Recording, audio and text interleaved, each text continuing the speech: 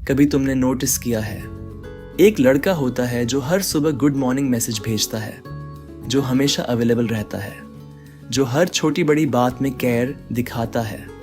अगर लड़की अपसेट हो जाए तो घंटों उसे समझाता है। अगर उसे कोई प्रॉब्लम हो तो सबसे पहले वही खड़ा होता है। वो अपनी पूरी दुनिया उस एक इंसान के अराउंड बना देता है।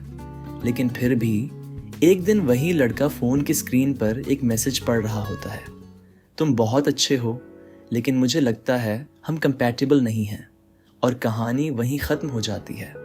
लेकिन अजीब बात यह है कि उसी लड़की के लाइफ में कुछ समय बाद एक दूसरा लड़का आता है। वो हर समय अवेलेबल नहीं रहता, कभी रिप्लाई करता है, कभी घंटों गायब रहता है, कभी बहुत स्वीट और कभी बिल्कुल कोल्ड। और फिर भी अक्सर वही लड़का रिलेशनशिप में होता है। तब बहुत सारे लोग यही कहते हैं, लड़कियों को बैड बॉयज़ ही पसंद होते हैं। लेकिन सच ये है कि ये कहानी इतनी सिंपल नहीं है, क्योंकि अट्रैक्शन का खेल लॉजिक से नहीं, इमोशन और साइकोलॉजी से चलता है। सोच कर देखो, जब तुम किसी ऐसे इंसान को देखते हो जो हर समय अप्रूवल मांग रहा है, हर समय इम्प्रेस करने की कोशिश कर रहा है, तो कहीं ना कहीं तुम्हें लगता है कि शायद उसके पास खुद की वैल्यू कम है। लेकिन जब कोई इंसान खुद को लेकर कॉन्फिडेंट होता है, जब उसे हर समय वैलिडेशन की ज़रूरत नहीं होती, तो ऑटोमेटिकली लोगों को लगता है कि इस इंसान के पास कुछ खास है। बैड बॉयज़ अक्सर यही चीज़ दिखाते हैं, कॉन्फिडेंस। उन्हें हर समय प्रूव करने की ज़रूरत नहीं होती। वो हर मैसेज का तुरंत रिप्लाई नहीं करते, वो हर सिचुएशन में डेस्परेट नहीं दिखते। और ह्यूमन ब्रेन ऑटोमेटिकली कॉन्फिडेंस को एसोसिएट करता है पावर, वैल्यू और स्टेटस के साथ। यही रीज़न है कि कई बार वही एटीट्यूड लोगों को अट्रैक्टिव लगता है। लेकिन अट्रैक्शन का एक और रूल है जिसे लोग अक्सर इग्नोर कर देते हैं, और वो रूल है अनप्रेडिक्टेबिलिटी। जब कोई इंसान पूरी तरह प्रेडिक्टेबल हो जाता है, जब तुम्हें पता हो कि वो हमेशा वही करेगा जो तुम एक्सपेक्ट कर रहे हो, तो धीरे धीरे एक्साइटमेंट कम होने लगता है। नाइस गाय अक्सर यही गलती करता है। वो इतना प्रेडिक्टेबल बन जाता है कि उसकी पर्सनैलिटी सरप्राइज करना बंद कर देती है। लेकिन बैड बॉय कभी बहुत अटेंशन देता है और कभी बिल्कुल नहीं, कभी बहुत स्वीट और कभी थोड़ा डिस्टेंट।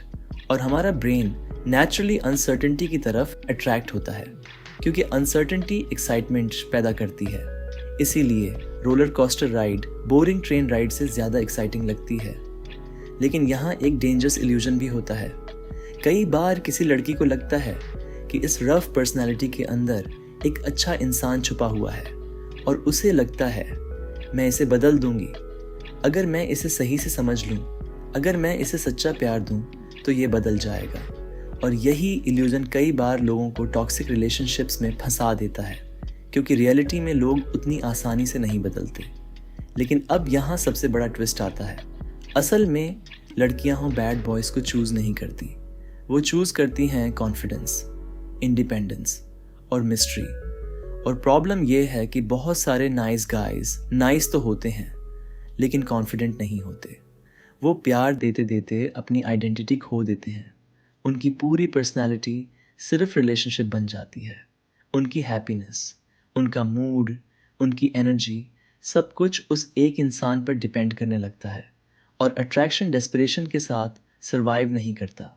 जब किसी को महसूस होता है कि सामने वाला इंसान उसके बिना इनकम्प्लीट है, तो रिस्पेक्ट धीरे धीरे कम होने लगता है।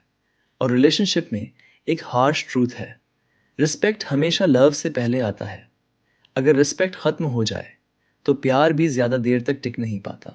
इसलिए कई बार ऐसा होता है कि एक इंसान बहुत ज़्यादा केयर कर रहा होता है, लेकिन फिर भी रिलेशनशिप धीरे धीरे टूटने लगता है, क्योंकि केयर के साथ साथ सेल्फ रिस्पेक्ट भी ज़रूरी है। लेकिन इस कहानी का एक और साइड भी है। शॉर्ट टर्म अट्रैक्शन और लॉन्ग टर्म रिलेशनशिप दो अलग चीज़ें हैं। शॉर्ट टर्म में एक्साइटमेंट पावरफुल लगता है, लेकिन जब लाइफ सीरियस होने लगती है, जब ट्रस्ट और स्टेबिलिटी की ज़रूरत होती है, तब लोग ढूंढते हैं किसी ऐसे इंसान को जो इमोशनली स्टेबल हो, जो रिस्पेक्ट करता हो, जो लॉयल हो, जिसके साथ लाइफ सेफ महसूस हो। इसलिए कई बार वही बैड बॉय जो शुरुआत में बहुत अट्रैक्टिव लगता है, कुछ साल बाद रिलेशनशिप के लिए सही चॉइस नहीं बन पाता। और तब लोगों को समझ आता है कि एक्साइटमेंट और लव दो अलग चीज़ें हैं। तो असली लेसन ये नहीं है कि बैड बॉय बन जाओ।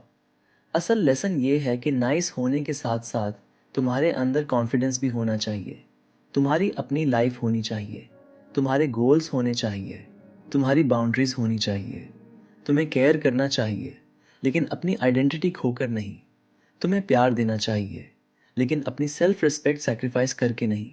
क्योंकि अट्रैक्शन वहीं पैदा होता है जहां इंसान के अंदर रिस्पेक्ट, कॉन्फिडेंस और इंडिपेंडेंस तीनों साथ होते हैं। और शायद यही वो सच्चाई है जिसे समझने में बहुत सारे लोगों को सालों लग जाते हैं।